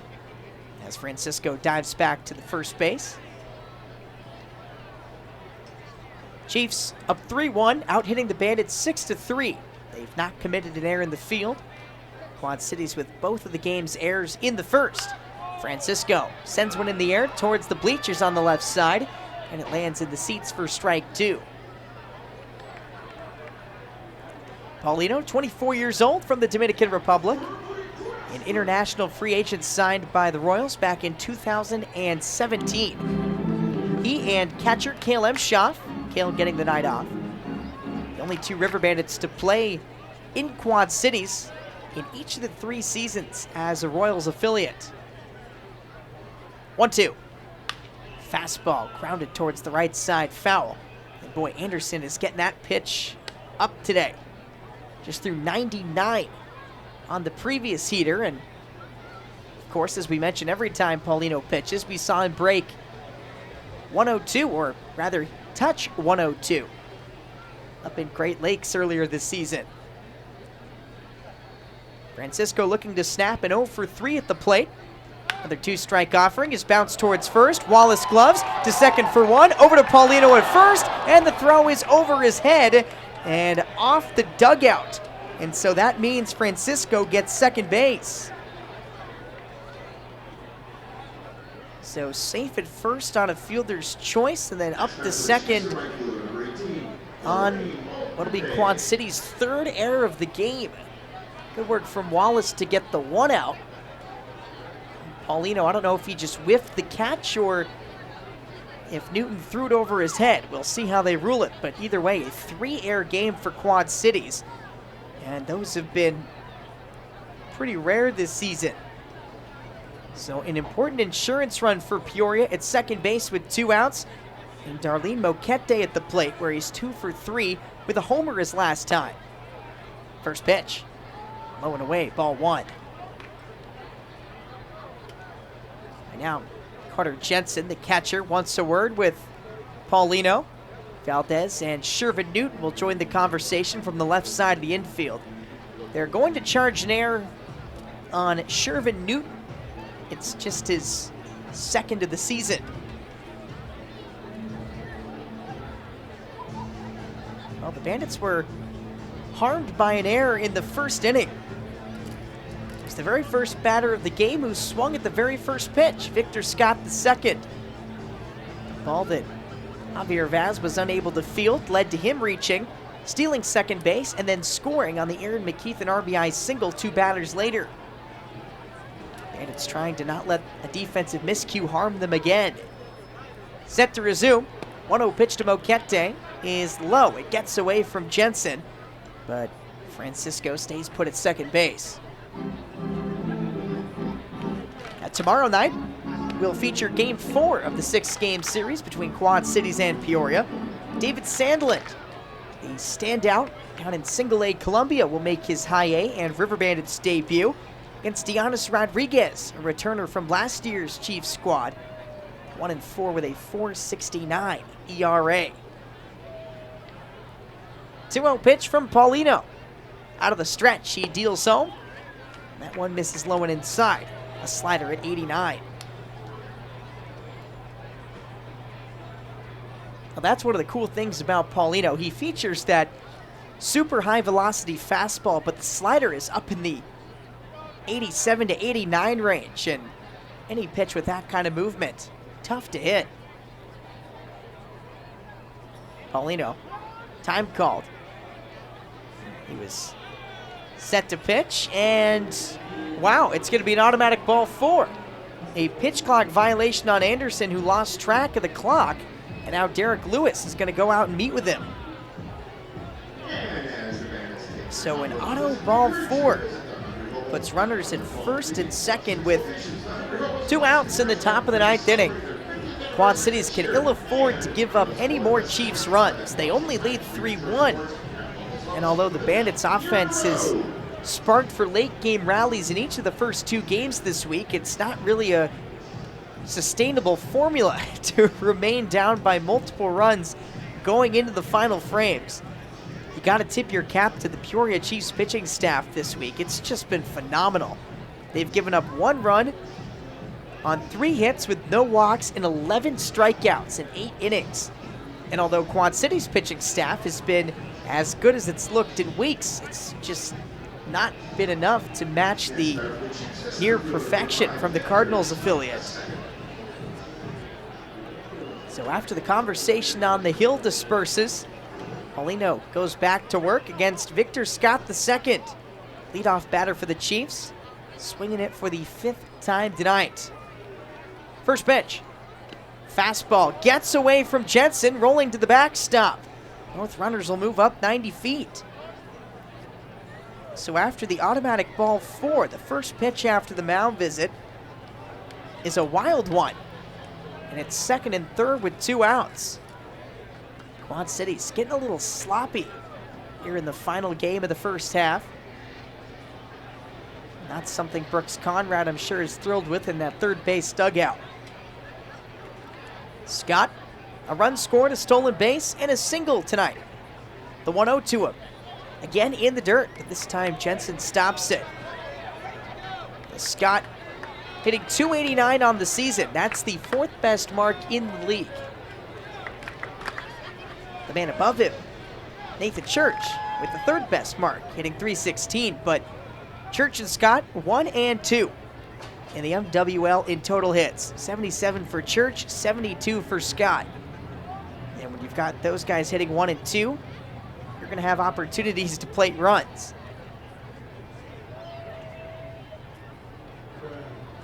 Paulino fires home. That one just low and outside, and it's 3-0. That last pitch, 100 miles per hour from Anderson Paulino. It's the quickest one we've seen today.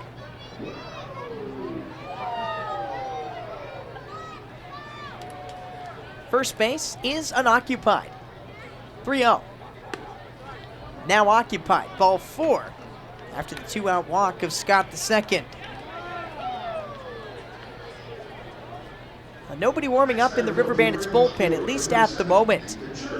But Paulino is laboring through the final out of this frame. He's just not quite been as sharp as we saw him earlier in the year. And you can just kind of feel the confidence level has dipped. And when Paulino is confident and throwing 100 miles an hour, I don't know what you do. Here's Church. Low and away, ball 1. Now, FYI, they are going to not charge a wild pitch to Paulino. It was going to be a pass ball that allowed Francisco and Moquete to move up to 3rd and 2nd respectively. 1-0. Low and outside, 2 balls, no strikes. And now Paulino really struggling with his command. He's thrown 19 pitches and only thrown 8 strikes. Church 0 for 4 tonight. He's taken all the way here. That's a called strike at the knees, and fans here in Davenport pleased to see that. Chiefs up 3-1 in the top of the 9th inning. They're the first team with the bases loaded tonight, and it's with 2 outs in the 9th inning.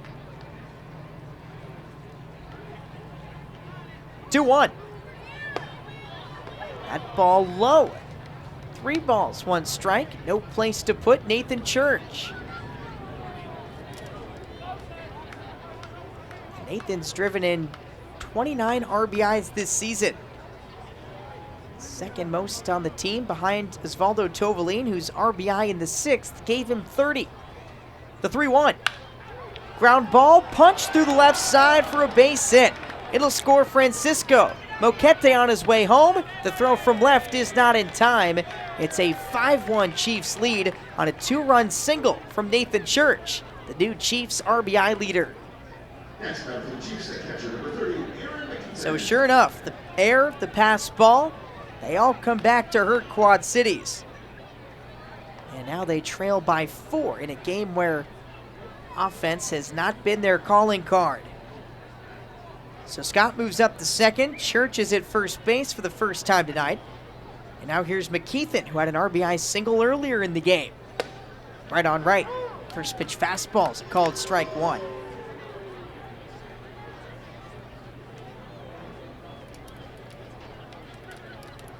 Paulino now 23 pitches, just 10 in the zone.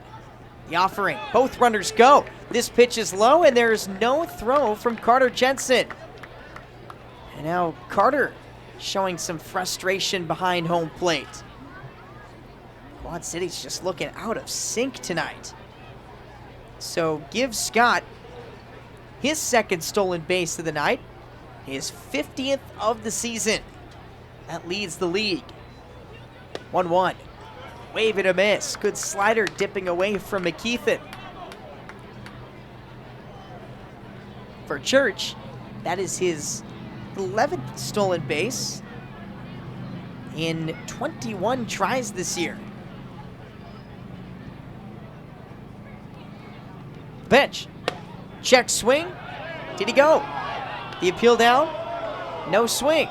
Bandits dugout doesn't like it. They thought McKeithen was out on strike three. Instead, 2 balls, 2 strikes. And deuce is wild in the top of the 9th inning. Paulino fires it.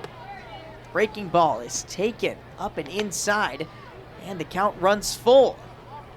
Quad City's now with activity in its bullpen. Looks like Parker Harm throwing, with Paulino struggling to get out of this 9th inning. Here comes the payoff. That's slowing away for ball 4. Just below the knees to walk McKeithen, and Brooks Conrad has seen enough. Bandit skipper on his way out to the hill. Paulino gets through 2/3 of the frame, but is unable to finish it off. And he'll depart with the bases still loaded. We'll take a pause for the change as Parker Harm will take over when we come back. Chiefs now up 5-1 here in the final inning of play. It's a rarity in minor league baseball, but Parker Harm is about to pitch for the second time in as many nights. The lefty will face Jimmy Crooks with the bases loaded and 2 outs in the top of the 9th inning. Peoria scores a couple of runs against Anderson Paulino and knocks him out of the game, loading the bases on 2 separate occasions. Crooks 0 for 4, but he's hit the ball in play 4 times. Harm coming off of a perfect inning with 2 strikeouts in the Bandits' win yesterday. First pitch from the southpaw. Misses low and away for ball 1. Currently the line for Paulino, 2 runs, both earned. On 2 hits, 3 walks, no strikeouts, and just 2/3 of an inning pitched. But he's responsible for all 3 Chiefs on base. 1-0. Wave and a miss. Crooks out in front of the slider. That pitch was huge for Harm last night. He bookended a perfect 6th inning with swinging strikeouts of Jeremy Rivas and Francisco Hernandez. And turned to the slider a couple of times. Carter Jensen just made a quick trip out to the hill, just 2 pitches into Harm's outing. Want to make sure they're on the same page here. Harmy, the Mandan, North Dakota native. 26-year-old, deals in. This ball chopped foul off the plate, and it's a ball and 2 strikes. Crooks, the 8th man to hit in the inning for Peoria. This most certainly did not have the feel of a game that would ever see one of those frames. Pitching dominated throughout, but Quad Cities has kind of had the wheels come off the bus in these last few innings. Harm with a deep breath. 1-2. Hit in the air towards right field. That one's going to get down and could roll to the wall. 1 run scores. 2 runs score. McKeithen being waved around third base. The throw from right is cut off, and it's a bases clearing 3-run double for Jimmy Crooks. Give Peoria an 8-1 advantage with a 5 spot here in the 9th.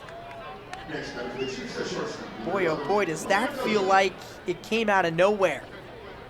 Crooks with 28 RBIs on the season via his 11th double of the year. And Anderson Paulino now going to be on the hook for a 5-run night. So here's the 9th man to hit in the inning for Peoria, Ramon Mendoza. First pitch, low and in for ball 1. Some inherited runs allowed by Parker Harm. This season he's done a decent job of preventing those. He had allowed just 3 of 11 inherited base runners to score this season prior to the RBI double from Crooks, as Mendoza sends one foul over the left side for strike 1. This ballpark has gone pretty quiet tonight. A solid turnout, but they just haven't had a lot to cheer about tonight. The Bandits with only 1 run on 3 hits. They've made 3 errors in the field. 1-1 slider misses out, and it's 2-1. Now Harm getting frustrated. The good news, this game ultimately does not matter, really in any way. Obviously the stats still count, but the records reset at the beginning of the second half tomorrow. Bandits just need to get there. 2-1. Line drive into right, that's another base hit. Crooks gets the wave around third. Here's the throw from Town and right. Not in time. 9-1, the lead for Peoria. They've put up 6 runs here in the 9th inning. Now this is, by 2 tallies, the most runs Quad Cities has given up in a frame this year. And what looked like, at one point, a nail-biting finish has turned into a blowout lead for Peoria. They're about to bring their 10th batter of the frame to the plate.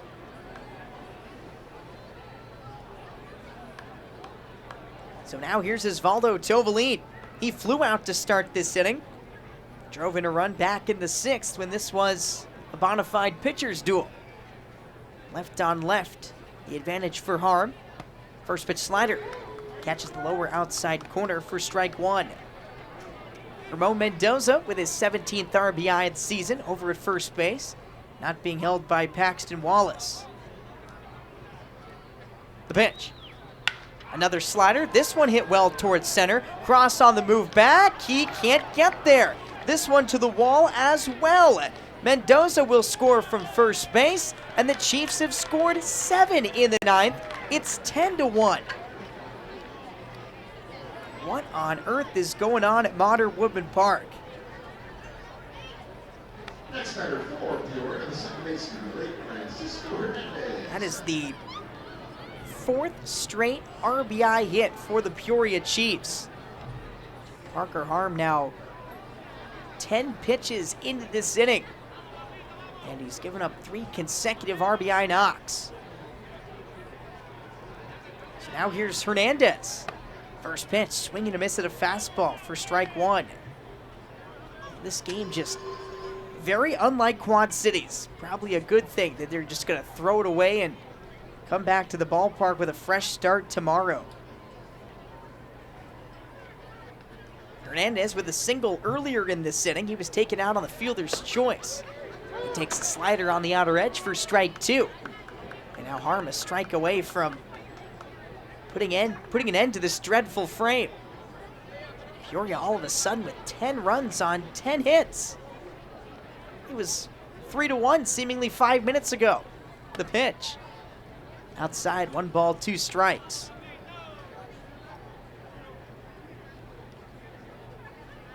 Bandits now staring at what would be their largest defeat of the season, run differential wise, if the score remains 10-1 through the final out. Francisco fouls one to the left side to stay alive.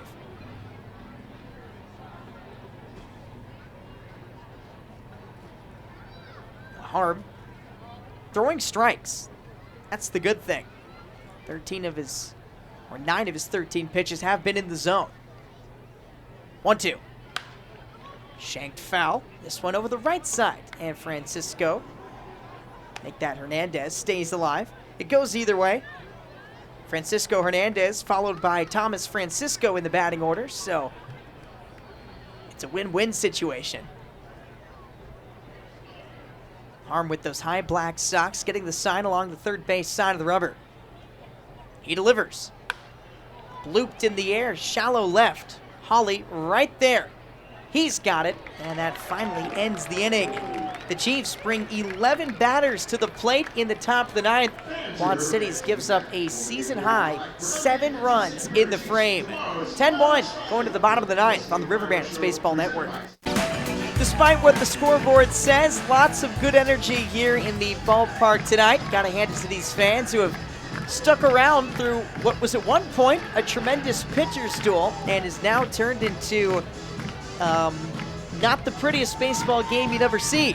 10-1 Chiefs in the bottom of the ninth inning. They just scored 7 runs in the top half of this frame, bringing 11 batters to the plate. Quad Cities at least trying to end this first half on a high note if they don't put together a miracle of a comeback.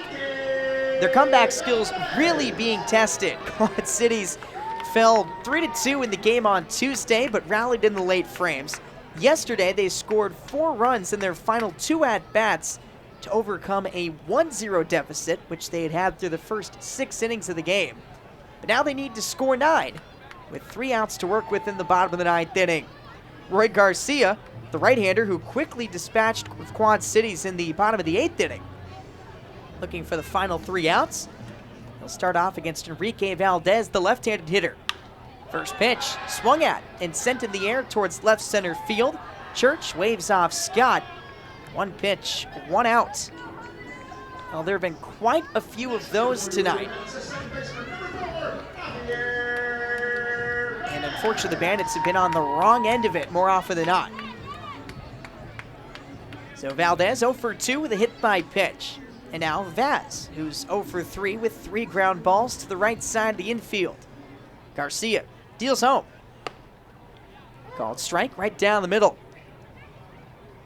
And with the start of the second half rather, tomorrow night, it's also the start of a great weekend here at the ballpark in terms of the promo schedule, as Vaz hits a ball deep towards left field. Church on the move, in the alley, makes the catch. And there are 2 away. Of course, tomorrow, Friday night fireworks, brought to you by Smart Toyota. Also, a 6-pack cooler giveaway, courtesy of Crawford Company, and the start of John Deere Weekend. Come get your free tickets if you are a John Deere employee. Just show your badge at the box office. Rivertown to the plate, 2 outs, nobody on. He'll take low and inside for ball 1. And then coming up this Saturday, Mediacom sponsors the first bobblehead of the year. It's a Kyle Tucker bobblehead. World Series champion and Silver Slugger Award winner. Town takes inside, 2 balls, no strikes. And then, of course, on Sunday, a Grupo Family Sunday and a Copa Sunday with freewheel and carousel rides, as Town will bounce out to second base to end the game. And Quad Cities goes down without a whimper in the bottom of the ninth. Peoria convincingly takes a 2-1 lead in this 6-game series. A 10-1 final on a Thursday night in Davenport. Stick around for the River Bandits post-game show. We'll wrap up tonight and also give you a look around the Kansas City Royals farm system and the rest of the Midwest League. Chiefs scores 7 runs in the top of the ninth en route to a 10-1 win here at Modern Woodmen Park.